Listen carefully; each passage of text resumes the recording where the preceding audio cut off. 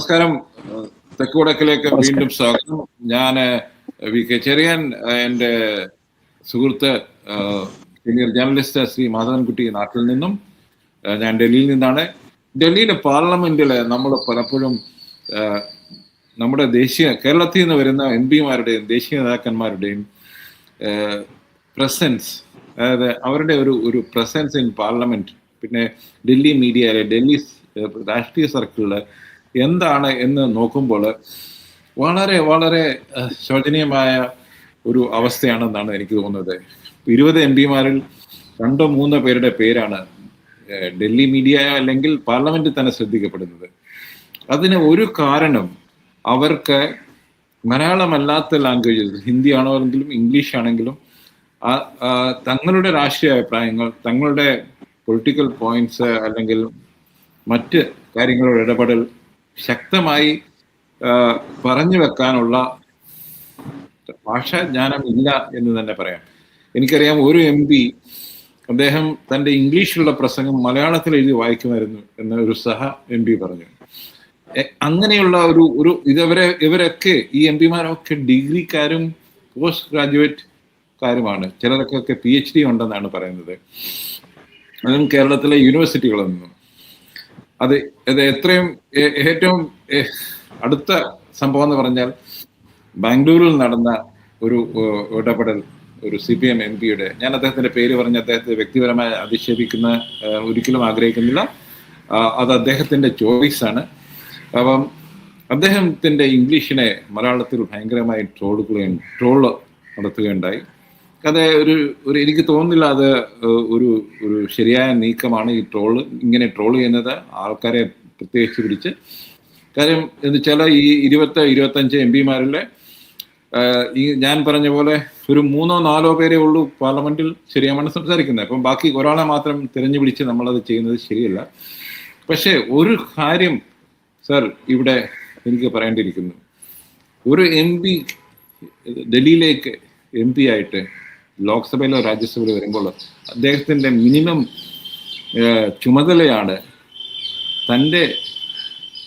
തൻ്റെ സംസ്ഥാനത്തിൻ്റെ, തൻ്റെ കോൺസ്റ്റിറ്റ്യുവൻസിയുടെ അഭിപ്രായങ്ങൾ വളരെ ശക്തമായി പാർലമെന്റിൽ അവതരിപ്പിക്കണം. അതിന് വേണ്ടത് ഒരു ലാംഗ്വേജ് ആണെങ്കിൽ അത് ശരിയാവണ്ണം നേടിയിട്ട് വേണം ഇങ്ങോട്ട് വരാൻ എന്നുള്ള ഒരു പേഴ്സണൽ, ഇതൊക്കെ ഒരു പേഴ്സണൽ കമ്മിറ്റ്മെൻ്റ് ആണ്. ഞാനത് പറയാൻ കാരണം, ശരത് പവാർ ഇന്ന് ഒരു NCP വളരെ ടോൾ ദേശീയ നേതാവാണ്. അദ്ദേഹം ആദ്യം വരുമ്പോൾ അദ്ദേഹത്തിന് മറാത്തി മാത്രമേ അറിയാമായിരുന്നു. അദ്ദേഹം പാർലമെന്റിൽ പോലും സംസാരിക്കാറില്ലായിരുന്നു. പക്ഷെ അദ്ദേഹം ഒരു ഹിന്ദി ട്യൂട്ടറെ വെച്ച് ഹിന്ദി പഠിച്ചു.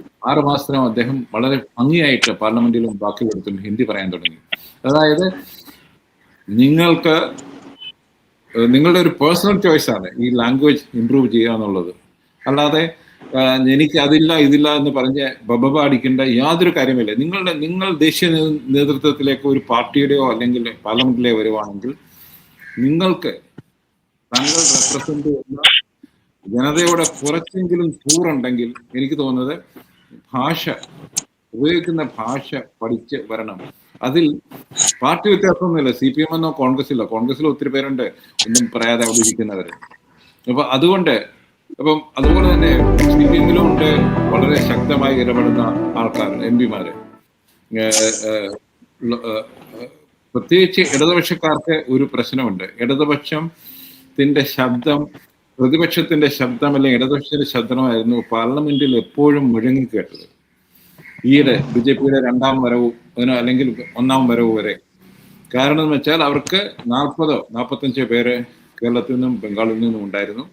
അവരൊക്കെ ഹിന്ദിയിൽ അല്ലെങ്കിൽ ഇംഗ്ലീഷിൽ വളരെ ശക്തമായി തങ്ങളുടെ ഇടതുപക്ഷ വ്യൂ പോയിന്റ് എന്തിനെക്കുറിച്ചും പറയുന്ന ആൾക്കാരായിരുന്നു. ഹിരൺമയി മുഖർജി, ഇന്ദ്രജിത്ത് ഗുപ്ത, അങ്ങനെയുള്ളവരൊക്കെ ഞാൻ കേട്ടിട്ടുണ്ട്. താങ്കൾ ഇതിന് മുമ്പുള്ളവരെ കേട്ടിട്ടുണ്ടായിരിക്കും. അപ്പോൾ ഇത് ഒരു പൊളിറ്റിക്കൽ കമ്മിറ്റ്മെന്റിന്റെ പ്രശ്നമില്ല, ലാംഗ്വേജിന്റെ മാത്രമല്ല, ഒരു പൊളിറ്റിക്കൽ കമ്മിറ്റ്മെന്റിന്റെ പ്രശ്നമില്ല. പ്രത്യേകിച്ച് ഇടതുപക്ഷക്കാർക്ക്. കാര്യം വെച്ചാൽ അവർക്ക് ഇപ്പോൾ CPM-നെ എല്ലാം കൂടെ എനിക്കൊന്ന് 8 MP-മാരാണ്. 4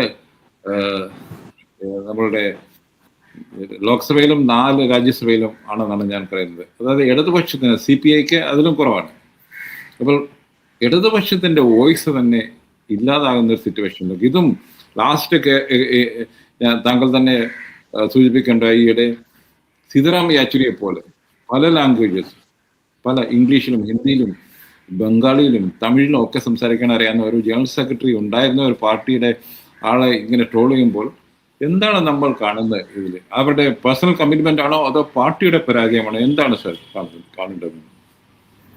അത് ഒരു കമ്മ്യൂണിസ്റ്റ് MP-യുടെ പ്രകടനം പരാജയമാണെങ്കിൽ അതിന് ഉത്തരവാദിത്തം കമ്മ്യൂണിസ്റ്റ് പാർട്ടിക്ക് തന്നെ.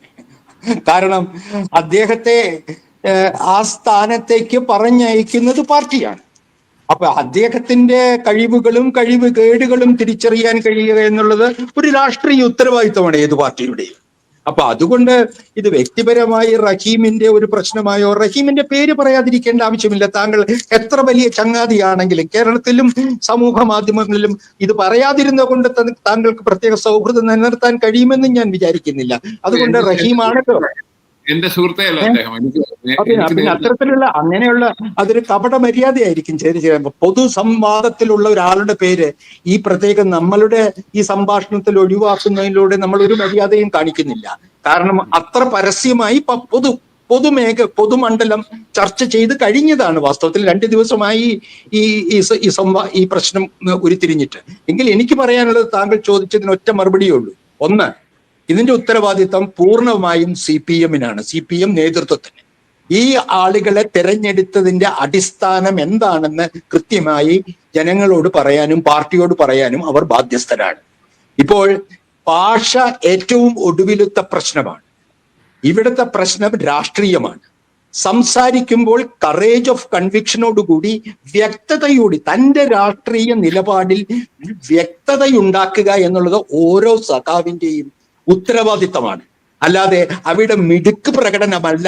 പ്രത്യേകിച്ച് ഒരു കമ്മ്യൂണിസ്റ്റ് MP-യുടെ മിടുക്ക് പ്രകടനമോ ഇംഗ്ലീഷ് വാചാലതയോ അഭിനയമോ ഒന്നുമല്ല ഒരു കമ്മ്യൂണിസ്റ്റ് MP-യുടെ പ്രകടനത്തെ ജനങ്ങൾ വിലയിരുത്തുന്നത്, അല്ലെങ്കിൽ തൊഴിലാളികൾ വിലയിരുത്തുന്നത്, പൊതുസമൂഹം വിലയിരുത്തുന്നത്.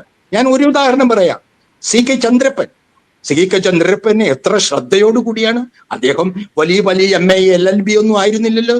അദ്ദേഹത്തിന് എത്ര ശ്രദ്ധയോടുകൂടിയാണ് കേട്ടിരുന്നത് എന്ന് എന്റെ വലിയച്ഛൻ, എന്റെ അച്ഛൻ്റെ ചെറിയച്ഛൻ താങ്കൾക്ക് ഓർമ്മയുണ്ടാവും.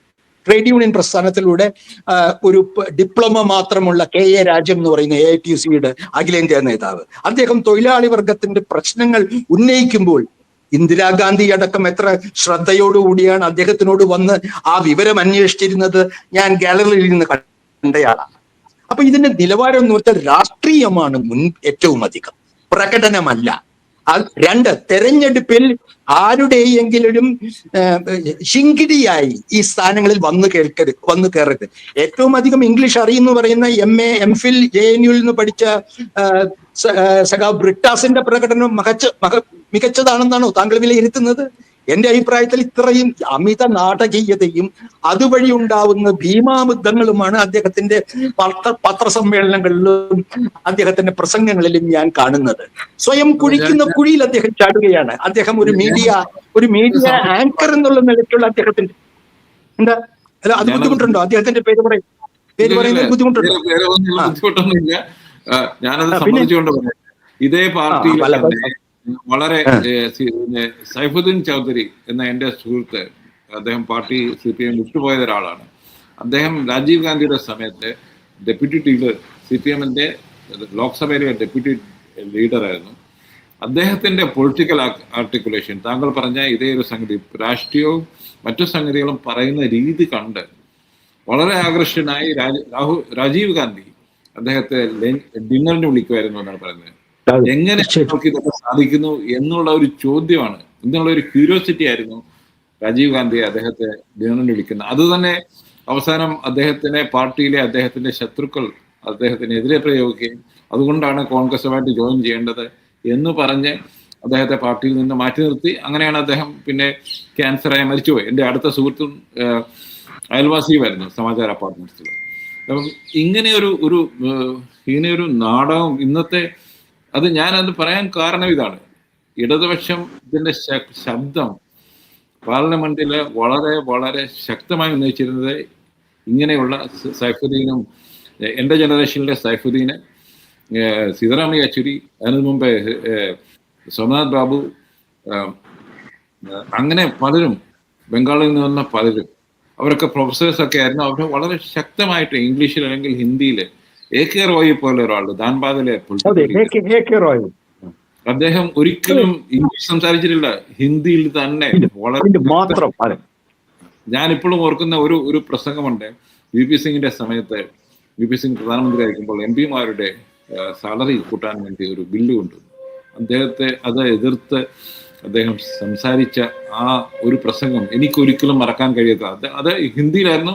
എനിക്ക് മനസ്സിലാവും, എനിക്ക് ഹിന്ദി നല്ലവണ്ണം സംസാരിക്കാൻ പറ്റുന്നില്ല. പക്ഷേ അദ്ദേഹത്തിന്റെ, താങ്കൾ പറഞ്ഞ ഒരു കറേജ് ഓഫ് കൺവിക്ഷൻ പറയുന്നത്,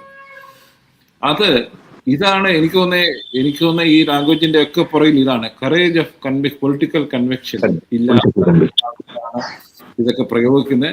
അപ്പോൾ താങ്കൾ പറയുന്ന പോലെ ഇതെല്ലാം നമുക്ക് നാടകമായിട്ടും ഒരു പെർഫോമൻസ് ആയിട്ടും അവർ എടുത്ത് ഇതിനെ വളരെ ലഘൂകരിച്ച്, വളരെ സീരിയസ് ആയിട്ടുള്ള സംഗതികൾ പോലും ലഘൂകരിച്ച്. എൻ്റെ സുഹൃത്താണ് ബ്രിട്ടാസ്, എൻ്റെ ജൂനിയറാണ് ഡൽഹിയിൽ. പക്ഷെ അദ്ദേഹത്തിന്റെ മുന്നാ പ്രയോഗം രാജ്യസഭയിൽ, ഞാനും താങ്കൾ പറയുന്ന പോലെ ഇതൊരു അഭിനയം അല്ലെങ്കിൽ അതൊരു നാടകമായിട്ട് എനിക്ക് തോന്നിയിട്ടു. ഒരു മന്ത്രിയെ മുന്നാന്ന് വിളിക്കുന്നു, മന്ത്രി തിരിച്ച് മുന്നാന്ന് വിളിക്കുന്നു. ഇത് എന്താണ്? ഇത് നാടകം തന്നെയാണ്. പക്ഷെ അത് ചെറിയ ഒരു കാര്യം താങ്കൾ, എനിക്ക് അറിഞ്ഞുകൂടാ, ഞാൻ അറിയുന്ന കമ്മ്യൂണിസ്റ്റ് MP-മാർ ഒരിക്കലും മുതലാളിത്ത മാധ്യമങ്ങളിലൂടെയുള്ള പ്രശസ്തി ആഗ്രഹിച്ചിരുന്നില്ല എന്ന് എനിക്ക് അടിവരയിട്ട് മലയാളികളോട് പറയാം. ഒരു MP-മാരും, ഞാൻ MP ക്വാർട്ടേഴ്സിൽ താമസിച്ചിട്ടുള്ളതാണ്, എനിക്ക് MP-മാരുമായി അടുത്ത ബന്ധമുണ്ടായിരുന്നതാണ്. എന്നിട്ട് പോലും അത് എൻ്റെ ഒരു മാധ്യമത്തിലുള്ള പങ്ക് പോലും ഒരു വിധത്തിലും ഉപയോഗിക്കാത്ത ഒരു സഖാവായ ബന്ധുവിന്റെ മുറിയിലാണ് ഞാൻ താമസിച്ചിരുന്നത്.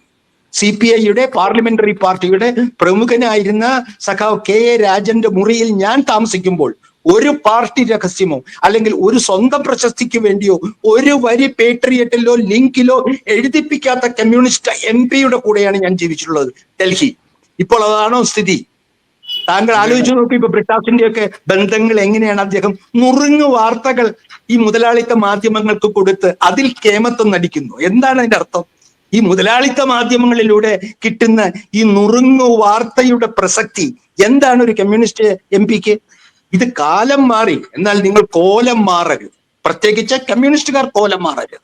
കാലം മാറിയാൽ കോലം മാറേണ്ടത് അഭിനയിച്ചും കപടമായിട്ടുള്ള ഇംഗ്ലീഷ് വാഗ്ധോരണി കൊണ്ടുമല്ല, വ്യക്തതയോടും വാദങ്ങളുടെ ശരിയിലും വാദങ്ങളുടെ ശക്തിയിൽ, അല്ലാതെ ശബ്ദത്തിന്റെ ശക്തിയിലല്ല, നിങ്ങളുടെ വാദമുഖങ്ങളുടെ ശക്തിയിൽ അതിലൂന്നിക്കൊണ്ട് കറേജ് ഓഫ് കൺവിക്ഷൻ, നമ്മളുടെ രാഷ്ട്രീയത്തിന്റെ നിലപാടിലുള്ള ഉറച്ച ആത്മാർത്ഥമായ വിശ്വാസത്തോടു കൂടി ഏത് മുതലാളിത്ത സ്ഥാപനത്തെയും ഏത് മാധ്യമങ്ങളെയും ഏത് പാർട്ടി, എന്തിനു പറയുന്നു സഖാവ് K രാധാകൃഷ്ണൻ, എന്താണ് കേരളത്തിലെ സ്പീക്കറായിരുന്ന K രാധാകൃഷ്ണൻ, അദ്ദേഹം എത്ര ഉജ്ജ്വലമായ അവതരണങ്ങളാണ് ഞാൻ കാണുന്നത്. അദ്ദേഹവും നമ്മുടെ ഒരു പ്രതിനിധിയല്ലേ? അദ്ദേഹത്തിന് വേണ്ട വിധത്തിൽ അദ്ദേഹത്തിന് കിട്ടുന്നുണ്ടോ?